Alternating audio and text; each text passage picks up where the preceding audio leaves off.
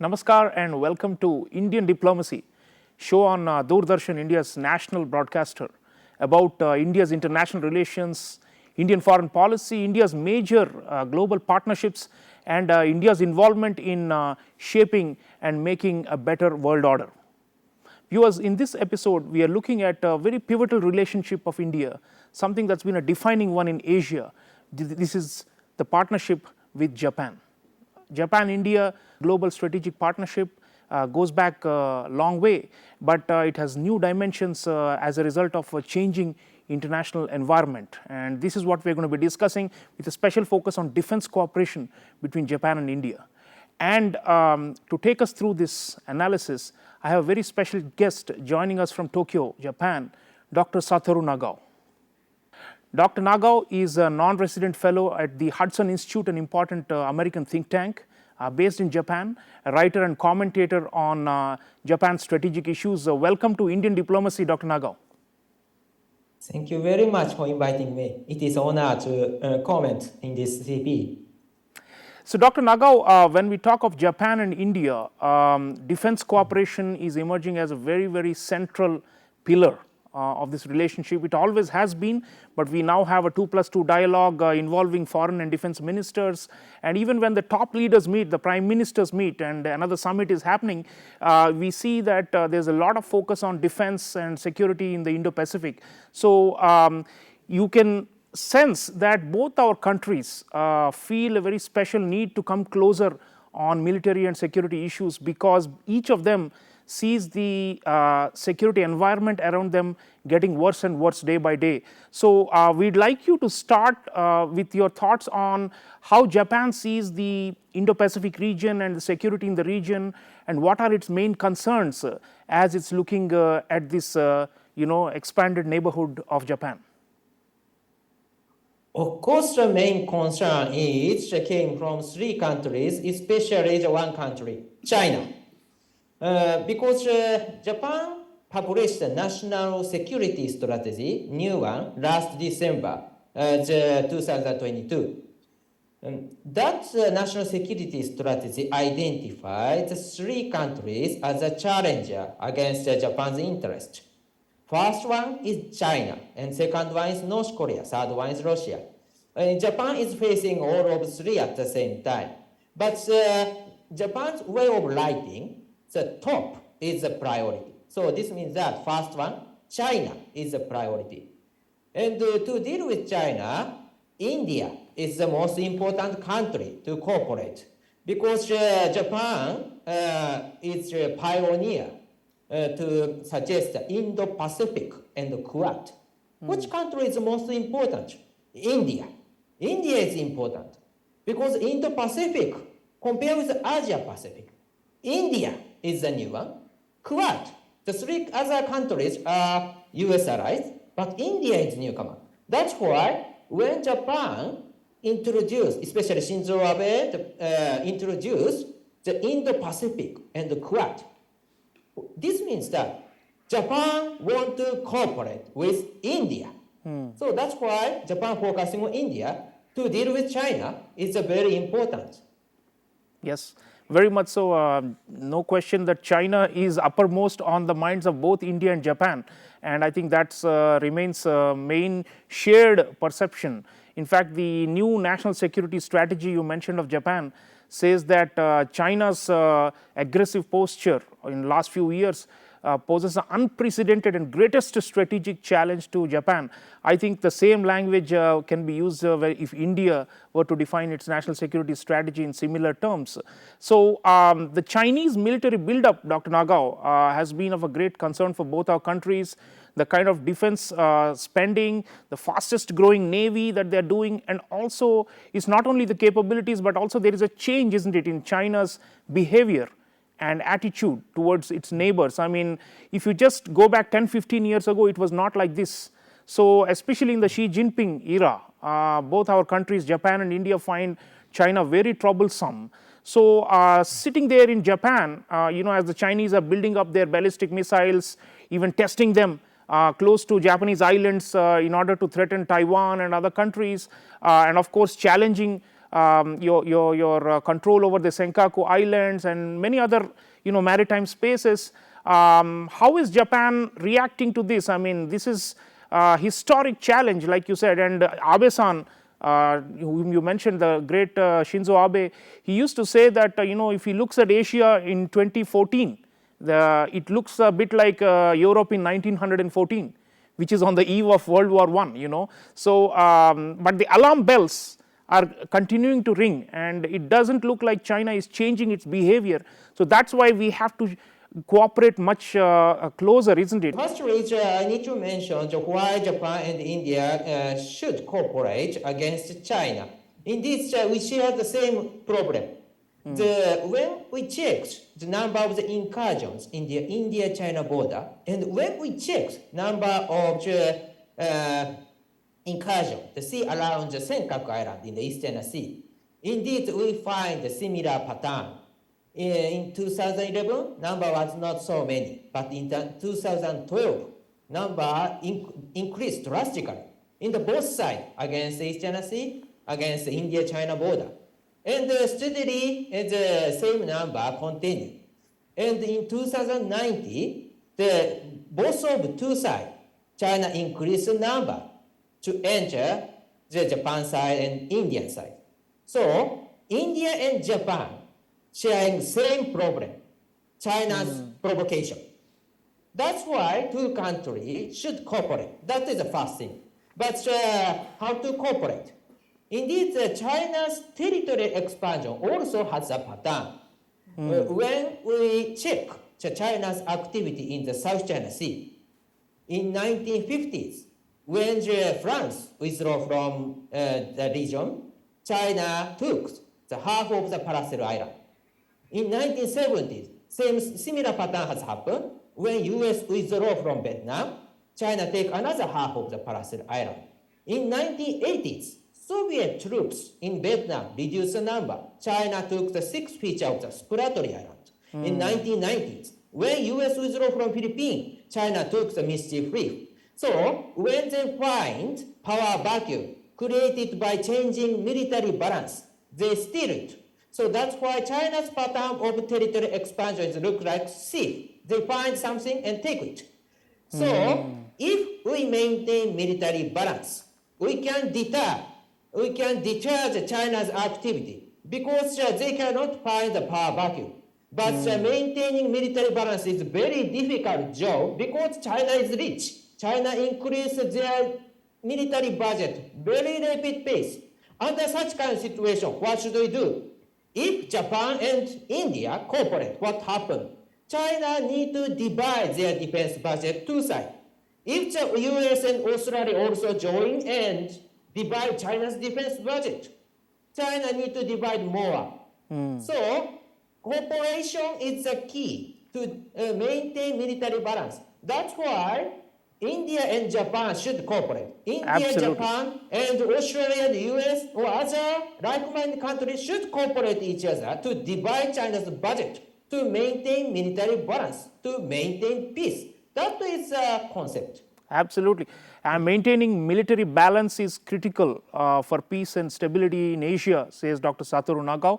Viewers, I have a very interesting report about Japan revising its military budget to respond to this, increasing Chinese buildup. And let's hear from this report and then continue the discussion. Japan on Friday unveiled its biggest military buildup since World War II. The $320 billion plan will ready the pacifist country for sustained conflict and includes buying missiles capable of striking China, as the government fears Russia's invasion of Ukraine will encourage Beijing to attack Taiwan and threaten nearby Japanese islands. Prime Minister Fumio Kishida branded Japan as being at a turning point in history. We can feel a rapid increase in the severity of the security environment around our country.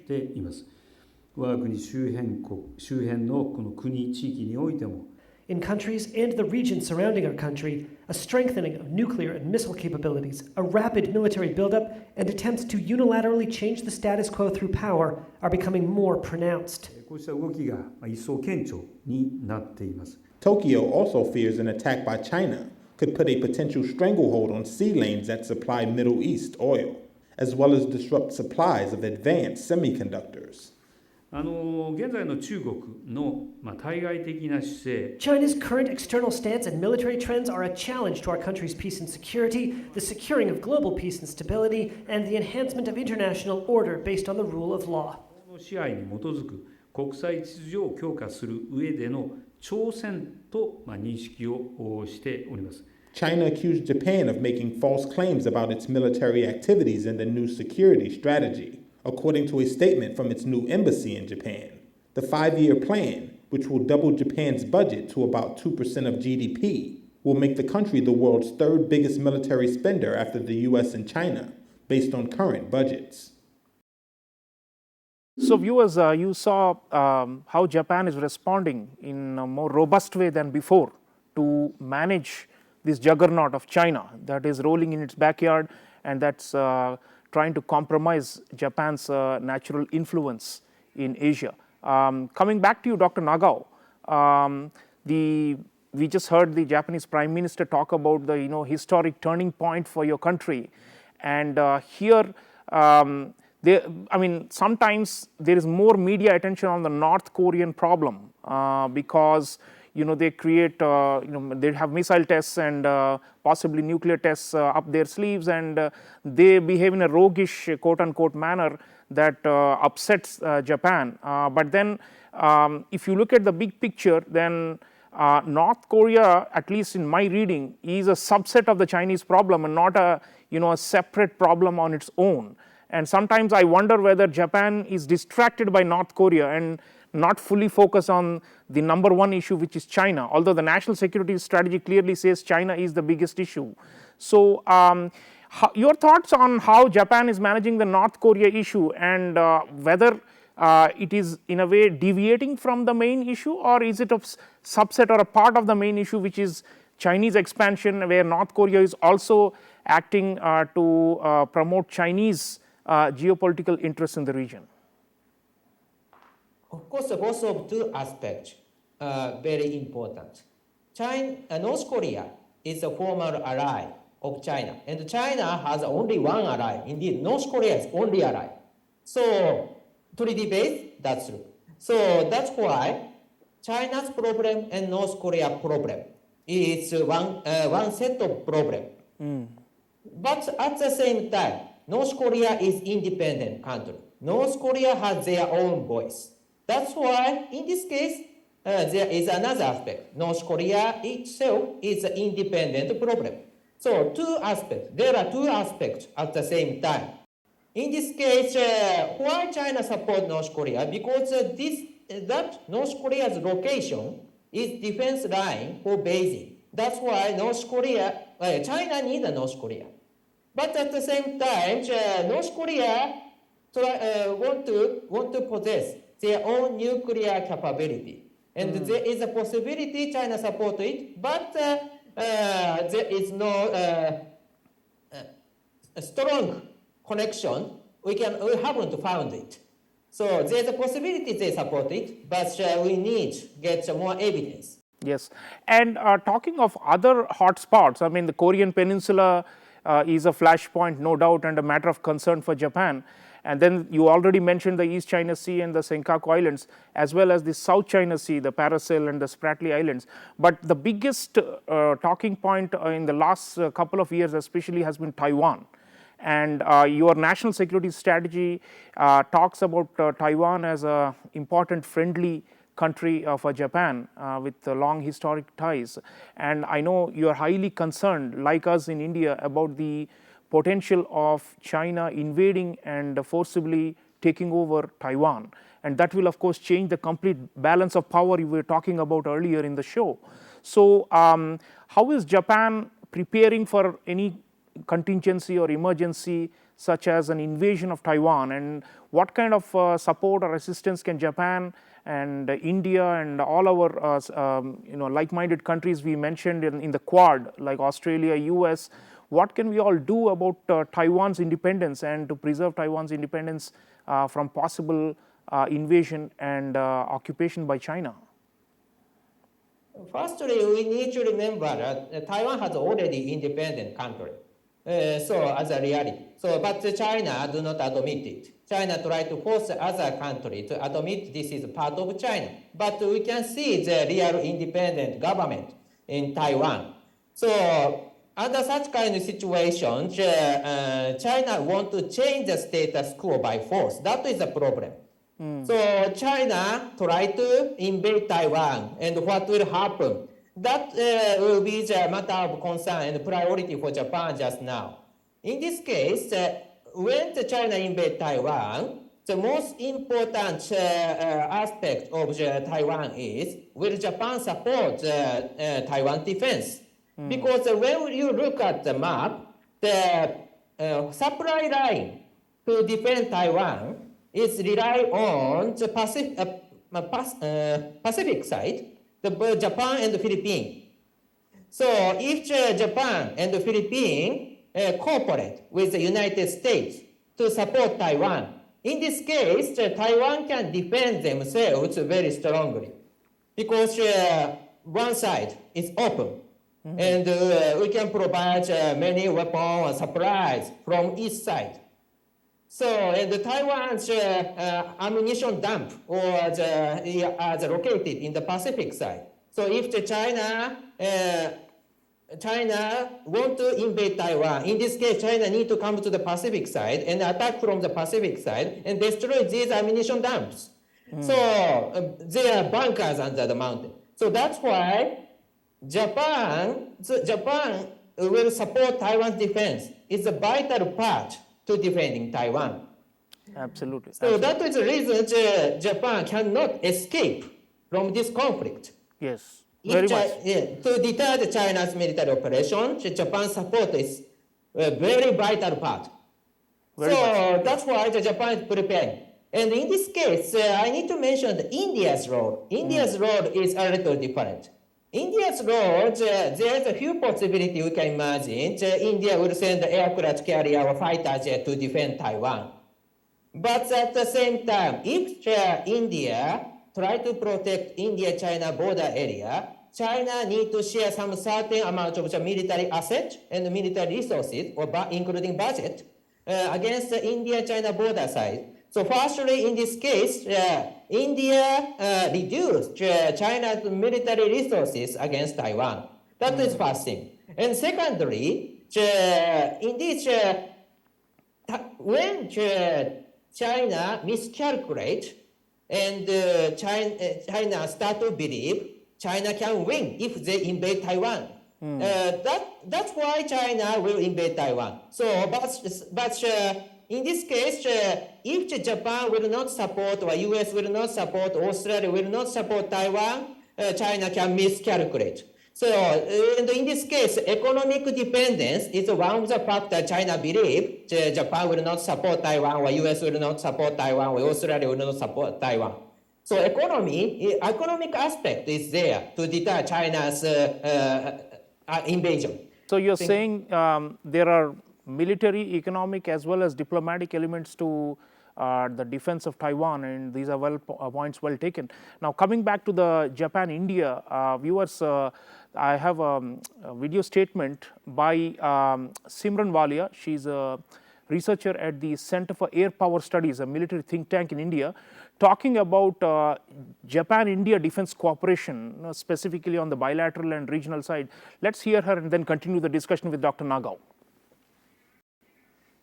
In 2020, India and Japan signed the acquisition and cross-servicing agreement between Japan's self-defense forces and India's military for a reciprocal provision of supplies and services to enhance the military cooperation. Japan's participation in the multilateral exercises Milan for the first time in operationalization of the AXA is one of the major highlights of the progress of defense cooperation between India and Japan.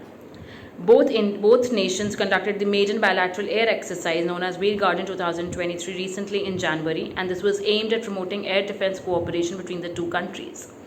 Japan also wishes to promote training and exercises along with collaboration in the defense equipment and technology with India. Many other bilateral exercises are being held regularly between India and Japan, known as the Dharma Guardian, which was between Indian Army and Japan's Ground Self-Defense Forces. Then there's Malabar naval exercises between India, Japan, the United States, and Australia. And then there's also Shinyometry exercise, which is the bilateral exercise with the Japan's Air Self-Defense Force. The Ukraine crisis and tensions across the Taiwan Strait have prompted Japan to reconsider its security policies, and therefore Japan recently released its revised national security strategy, which aims at boosting defense spending and possessing counter-strike capabilities to deal with the growing threats from neighbors like China and North Korea. And this would also enhance defense cooperation between India and Japan. Indo-Japan collaboration in defense manufacturing and in enhancing defense equipment would also boost the Japanese economy and help India become more Atmanirbhar. A new dynamic in the defense ties is that of the joint research on advanced technologies and systems development, which would also impact the Indo-Pacific security in the long run.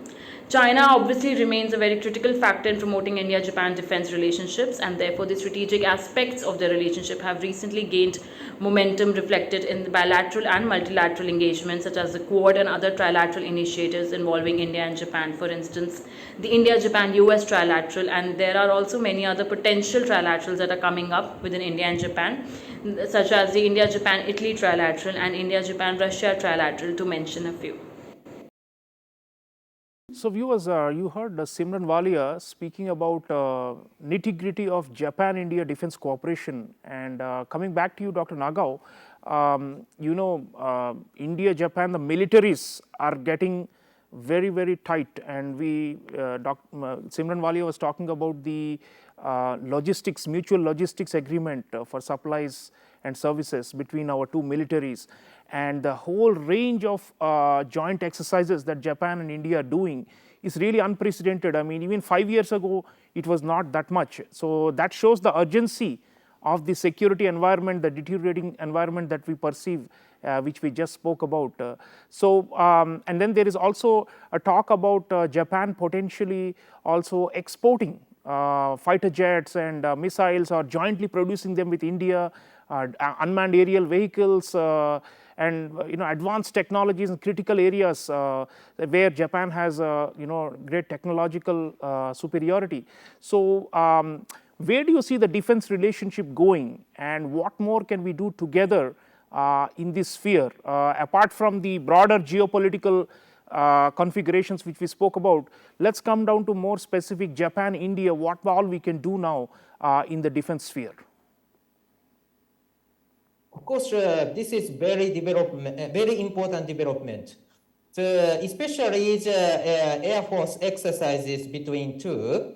It was the first time for the two countries conduct Bear Guardian, which is a fighter jet exercises. Japan possesses American fighter jet. Of course, this is licensed production, so Japan made ourselves, but designed by the United States. And India possesses a variety of the fighter jet, including Russian-made. But in case of the Sukhoi 30, this is the fighter that China also import from Russia or developed themselves too. So that's why this is maybe looks like China's weapons built from Japan. So, and Pakistan used some American fighter jet. So in this case, if Japan and India cooperate each other, India can train how to deal with American fighter jet, like the F-16. Japan's F-2 is maybe a more developed version for the F-16. But at the same time, when two countries, two air force train each other, in this case, how to deal with Pakistan F-16 is maybe India's Air Force side can improve the capability. And Japan side, of course, we need to deal with the Sukhoi 30 fighter jet of China. In this case, when we train each other, we can understand how to deal with Sukhoi 30. So this is mutually beneficial. Yes, and on the naval side, Dr. Nagao, on the naval side, already we are doing more joint exercises, JIMEX, and of course we are part of Quad, and then there are Quad Plus and many other new formations in the Indo-Pacific. But in the maritime dimension, what more you think Japan and India can do as this, the perpetual threat of China seems to be getting bigger and bigger, what more your final thoughts on what we can do in the maritime domain? In this case, if India and Japan or other maritime nations like the US, Australia cooperate each other, for example, the sharing information or the interoperability between the navies, in this case, we can do more to deal with, to control the situation in the Indian Ocean. For example, that when or where the China submarine operate in the Indian Ocean, if we can access the database the US has, we can easy to identify where it is, more exactly, more real-time basis. Yes. So that's why this kind of the military cooperation, so this is mutually beneficial. So for India, this is beneficial. For the United States, for Japan, this is beneficial. We need to deal with China's expansion. And in this case, China is not friendly for these countries, including India. That's why we need to take the initiative to control this sea. Right. In this case, cooperation can get the big benefit for both sides, Indian side and or Japan side, or US and Australia side, or other maritime side and like-minded country side. So that's why we should cooperate each other, and this will be beneficial for India's future. Absolutely. So, viewers, you heard Dr. Satoru Nagao talking about so many dimensions where Japan and India can cooperate. Intelligence sharing is one, and we need to have a lot more real-time knowledge of Chinese movements in the waters of the Western Pacific and the Indian Ocean, and there's much that the two countries are talking about at the level of advanced technologies in order to become interoperable and even interchangeable. Interchangeability of the militaries is the higher level and even more advanced than interoperability. But we have a lot of strategic trust with Japan, and it continues to build at the level of our leaderships and also the private sectors. And I'm sure that going forward, we'll be able to implement this vision of a free and open Indo-Pacific based on common values of rule of law and of not changing the status quo using force. So I want to thank Dr. Satoru Nagao for sharing wonderful insights with the audience for the Japanese perspective. It is very important for us. Thank you so much for being on Indian Diplomacy. Thank you so much. So viewers, you heard how Japan and India are teaming up. This is of course the most important security relationship in Asia, and there are other players like the US and Australia and ASEAN countries, but without Japan and India as the two fundamental pillars, we cannot imagine any kind of balance of power or security and stability in the Indo-Pacific and in Asia. So let's cheer for Japan-India security partnership. This is going to be very, very vital for your freedom and mine. I'll see you again next time. Until then, take care.